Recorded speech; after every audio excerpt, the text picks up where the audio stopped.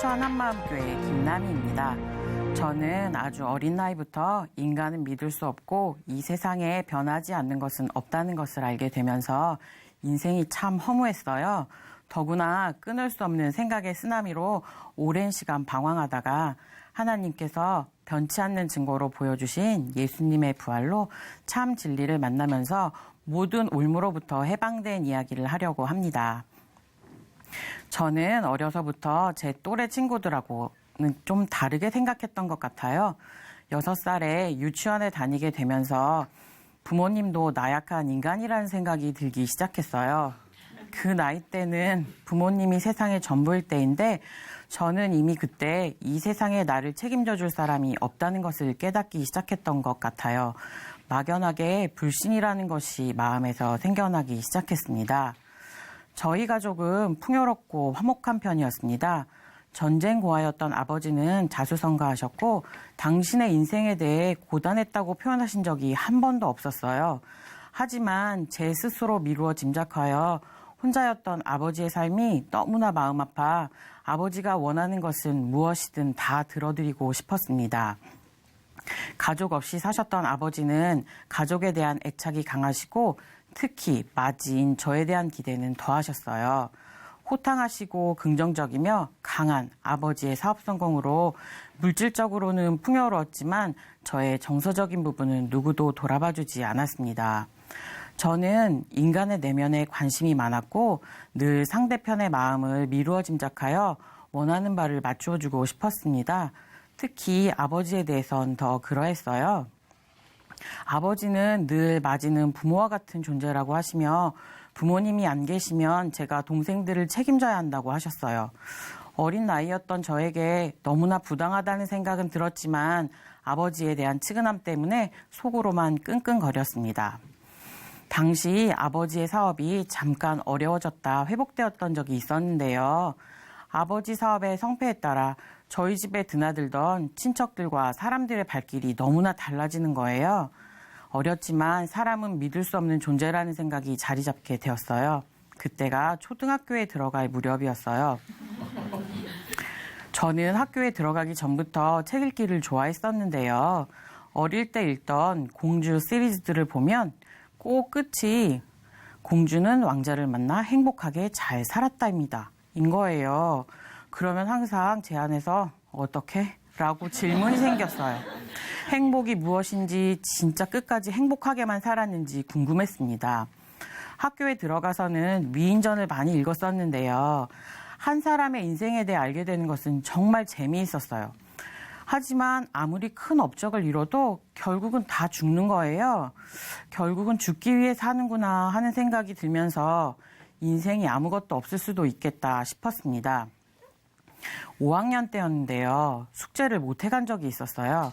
선생님께서는 숙제를 안 한 대가로 손바닥을 한 대 때리셨어요. 그때 저는 순간이구나 하는 생각이 들면서 대가를 치르는 것도 잠깐이고 손바닥을 맞는 아픔도 잠깐이고 결국 모든 것이 순간이구나 하는 생각과 함께 사는 것도 잠깐이고 순간이구나 싶었습니다. 순간을 위해 사는 것이 너무나 허무하게 느껴졌고 열심히 뭔가를 한다는 것이 별 의미가 없다는 생각을 하게 되었어요. 저희 집은 마당이 넓고 아버지가 만들어주신 놀이터에 놀이기구가 있어 온 동네 아이들이 많이 와서 놀았어요. 당연히 제 친구들도 오곤 했죠. 하지만 전 친구들을 뒤로하고 제 방으로 들어와 혼자 시간을 보냈어요. 사람 대신 책과 시간을 보내는 게 좋았어요. 사람보다 책이 더 재미있었거든요. 처음엔 재미로 책을 읽었었는데요.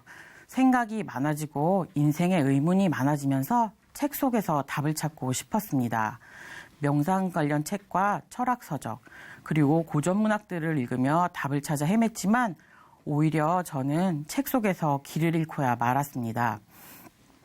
고1 무렵부터는 생각이 쓰나미처럼 밀려 들어왔어요. 학교 수업을 듣는 것만으로도 상위권의 성적을 유지하던 저는 집중하는 것이 어려워지면서 점점 성적이 떨어졌어요. 밀려드는 생각을 피하고 싶어 잠만 자기 시작했습니다. 집에서는 물론이고 학교에서도 담임 선생님 시간만 빼고 나머지 시간에는 학교 여기저기에 숨어 잠을 자다가 친구가 깨워주면 일어나 학교 밖으로 나왔습니다. 눈을 뜨면 바로 왜 살아야지? 나는 누구인가? 라는 생각들로 시작하여 꼬리에 꼬리를 물고 생각들이 쳐들어왔어요. 심지어는 아침에 일어나 세수를 하고 거울 속의 나를 알아보기까지 10분이 걸리는 날도 있었고 환청이 들리기도 했습니다. 미쳐가고 있다는 것을 스스로 인지하면서 거울을 보며 난 절대 안 미쳐 라고 자기암시를 하기도 했어요. 아무에게도 이런 저의 상태를 말할 수가 없었어요. 혼자서 미치지 않겠다고 발버둥치며 일상을 유지하기도 버거운 고2, 고3을 보냈습니다. 평소 제게 많은 기대를 하셨던 아버지의 뜻에 따라 의대에 지원했지만 실패했고 재수를 할 때 제 상태를 눈치챈 의사인 사촌 오빠는 남이는 다시는 공부를 할 수가 없어요. 좀 더 지나면 머리에 꽃 달고 길거리로 뛰쳐나갈 거예요. 라며 정신병원 밖에는 갈 곳이 없다는 뜻을 심각하게 내비쳤어요. 그때 사촌 언니의 소개로 한마음교회를 알게 되었고 한마음 기숙사에 들어오게 되었습니다. 함께 생활하며 날마다 함께 기도하고 말씀을 들으면서 성령님의 강권적인 역사로 정상적인 상태로 회복이 되었어요. 기적적인 저의 회복을 통해 하나님의 살아계심을 확실하게 체험하게 되었어요. 정상적인 상태를 찾은 저는 그 후 늦었지만 진학과 유학 준비를 하면서 분주한 시간을 보내게 되었습니다. 하지만 시간이 지나면서 생각이 자유롭고 인본적이었던 저는 또다시 머릿속에 생각의 폭포들이 넘쳐나게 되었어요. 그러면서 참 많은 곳을 헤매고 다녔는데요. 도도 닦아보고 이단에도 가보았지만 어떤 것도 넘쳐나는 제 생각을 끊어내지 못했어요. 더구나 어느 순간엔 대인기피증마저 생기면서 집 밖으로 아예 나가지 않는 일까지 벌어지게 되었어요. 저는 오직 진리가 너희를 자유케 하리라는 말씀이 제게 실제가 되어 어릴 적부터 생각에 사로잡힌 것에서 자유로워지는 한 가지를 원한 것 외에 그리 큰 것을 바란 것 같지도 않은데 쉽지 않았습니다. 수년간 방황을 하던 저는 결국 하나님 밖에는 나를 고쳐줄 분이 없다는 결론을 내리며 공동체 안으로 들어오게 되었습니다. 그런데 막상 들어와 말씀을 들어도 내 생각에 갇혀 말씀에 감각이 없는 거예요. 영원이나 죄, 사랑이라고 하는 것뿐 아니라 말씀이 제 생각을 뛰어넘어야 인정이 되니 한 말씀 한 말씀 순종하고 나가는 것이 쉽지 않았습니다. 머리로는 이해가 되는데 마음으로 믿어지지가 않는 거예요. 말씀을 읽으면 마치 기다리고 있던 것처럼 머릿속에서 딴지를 거는 일이 반복이 되니 나중에는 말씀을 읽는 것 자체가 고문처럼 느껴졌습니다. 사람들은 제게 말씀을 암송해봐라, 보혈 찬양을 계속 들어봐라 등 여러 가지 사랑의 권고들을 해주었지만 저에게는 단지 방법론으로밖에 들리지가 않았어요. 하라는 대로 해봐도 넘어지기만 하니 나중에는 나는 아무리 해도 안 되는구나 하는 생각과 함께 내가 바로 성경에 갈아지구나 하는 확신이 들면서 좌절과 절망만 쌓여갔습니다. 그즈음 교회에는 부활의 말씀이 선포되기 시작했어요. 놀랍게도 그동안 그렇게도 견고하게 자리 잡았던 내 생각에 금이 가기 시작했어요. 구약 성경부터 이미 예언되었던 예수님의 부활은 역사 속에 정확하게 있었던 사건이었어요. 목사님께서 지칠 줄 모르고 무한반복으로 들려주신 부활의 말씀이 제 생각들을 쳐부수기 시작했어요. 이렇게 저렇게 돌려보아도 부인할 수 없는 역사적 사실 앞에 글쎄요, 전 직접 본 게 아니라 라고 말할 수는 없었어요. 부활을 확실한 증거, 역사적 사실로 믿게 되면서 성경이 모두 사실로 믿어지게 되었어요. 생각이 나를 가만히 두는 것은 아니었지만 들어오는 생각을 끊어낼 수 있는 강력한 무기를 하나님께 선물로 받은 것 같아 참 기뻤습니다. 그런데 부활의 복음이 사실이 되었어도 저와 하나님의 관계는 좀 서먹한 것 같았어요. 말씀을 보면서 부활을 본 500여 명 가운데 120문도만 부르심을 받았으면 나머지 380여 명은 어디서 뭘 했을까라는 생각이 들면서 나는 380명 중에 하나인가? 라며 또 눌리게 되었어요. 입술이 부르틀 정도로 고민을 하다가 하나님께서 예수님을 통해 확실한 증거로 부활을 보여주실 수밖에 없었던 그분의 마음과 사랑에 대해 묵상하면서 눌림에서 벗어날 수 있었습니다. 사실 처음 하나님을 만날 때부터 하나님께서는 제게 천하보다 귀한 내 영혼이라며 사랑 고백을 하셨었는데 저는 제게 닥친 상황, 환경 그리고 제 느낌과 감정에 속아 아버지의 마음에는 관심이 없이 저만 바라보고 있었어요. 내가 잘하고 있나? 하나님의 마음에 흡족하게 움직이고 있는 것일까? 그러다 몇 번 넘어지면 에이 양심이 있지 하면서 아이의 아버지 앞으로 나가지도 못하는 일이 반복되었어요. 부활의 복음이 확실한데도 왜 끝도 없이 넘어지기만 하는 것인지 하나님 마음을 무척이나 상하게 해드렸습니다. 그러다가 예수님을 죽인 죄가 다른 것이 아니라 내가 주인된 죄 때문이라는 말씀이 선포되면서 다시 고민이 시작되었어요. 왜냐하면 저는 예수를 믿지 않았던 것은 맞지만 내가 주인 되어 산 적은 없는 것 같은 거예요. 항상 부모님의 기대에 맞추어 드리려고 실패하더라도 애썼고 공동체에서도 내 마음의 전적 동의가 이루어지지 않아도 일꾼이 그렇다고 하고 복음이 그런 것이라고 하면 어떻게든 따라가 보려고 무진애를 썼었거든요. 게다가 어떤 상황에서든 제 눈에 보이는 다른 사람의 아픔을 함께 감당해 주려고 제 마음과 시간을 아낌없이 써주었는데 내가 나를 위해 살았다니 이해가 되지 않았습니다. 내가 감당한 모든 것이 거짓이라고 하는 것 같았어요. 그런데 어느 날 결혼에 대한 하나님의 축복에 관한 말씀을 듣게 되었는데요. 저는 깜짝 놀랐습니다. 결혼에 대한 생각이 하나님과 제가 완전히 반대인 거예요.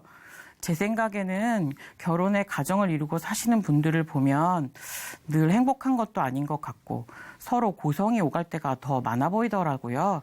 또 자녀들에게 늘 친절한 것도 아니고 양가 합해서 가족은 배로 늘어나 책임져야 할 부분은 많아지는 것 같았어요.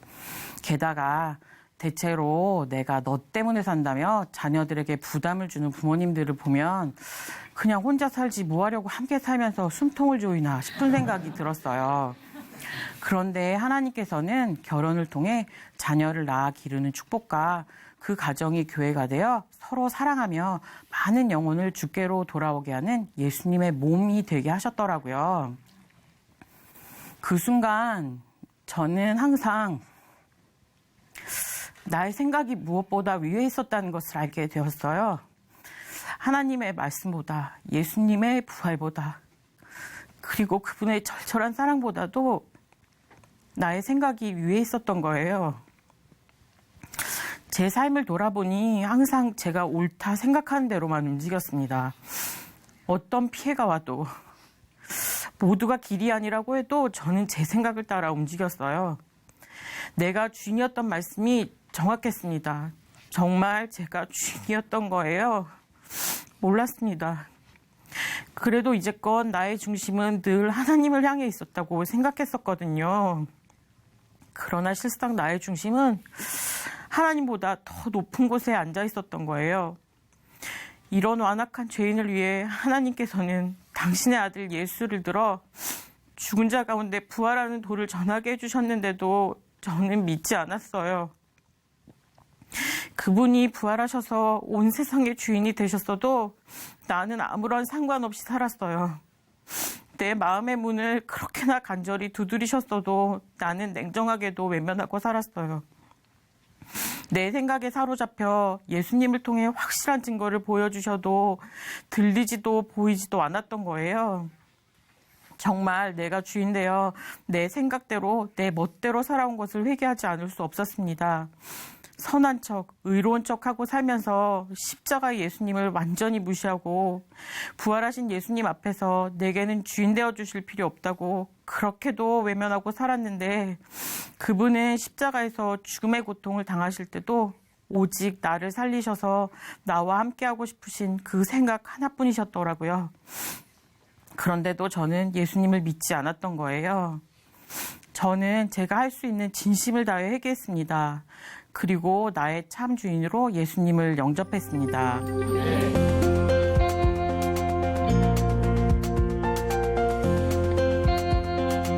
생각이 생각이 많은 저는 항상 왜 하는 사람이었는데요. 예수님이 주인 되시니 이제는 예 하는 사람으로 바뀌었습니다.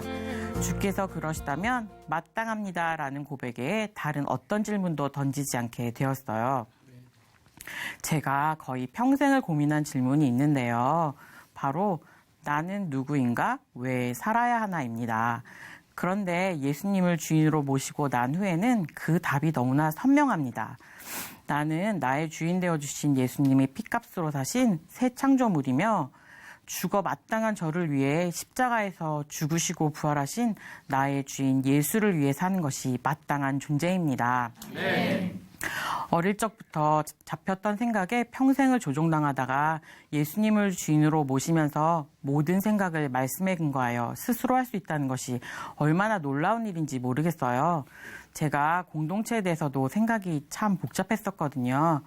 말씀은 공동체가 예수님의 몸이요 한 지체라고 하시는데 상처되는 말을 하기도 하고 세상 사람들과 별반 달라 보이지 않는 이기적인 모습을 볼 때마다 영원을 함께하기에는 좀 무리가 있겠다 싶었는데요.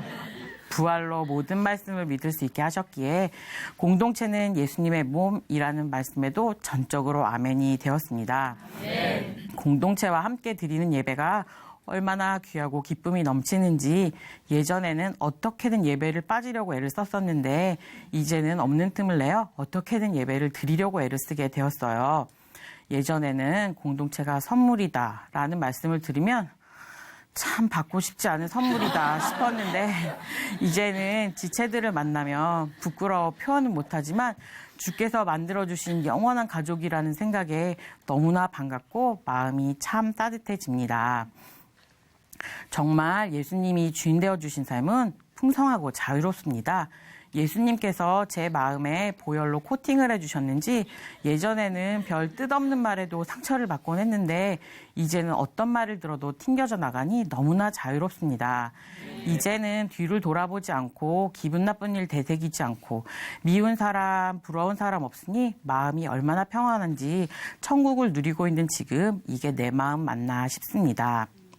사실 절 잘 아는 저희 가족들은 직장 생활을 하는 제가 인간관계에 어려움을 겪지는 않을까 걱정 아닌 걱정을 하시는데요. 얼마 전 함께 일하는 직장 동료가 농담 반 진담 반으로 인기 투표하면 제가 1등일 거라며 제가 아주 잘 지내고 있다고 말씀해 주시더라고요. 모든 것을 해결해 주신 나의 주님을 저도 정말 기쁘게 해드리고 싶습니다. 300년을 하나님과 동행한 에녹과 같이 남은 삶 예수님과 동행하면서 깊은 사귐을 갖는 것이 지금의 제 유일한 바람입니다. 부활하셔서 나의 주인 되어주신 예수님의 사랑을 전해주면서 저처럼 어두운 세상에 속아 사는 사람들에게 빛이신 하나님의 엄청난 사랑을 맛보게 해주고 싶습니다. 감사합니다.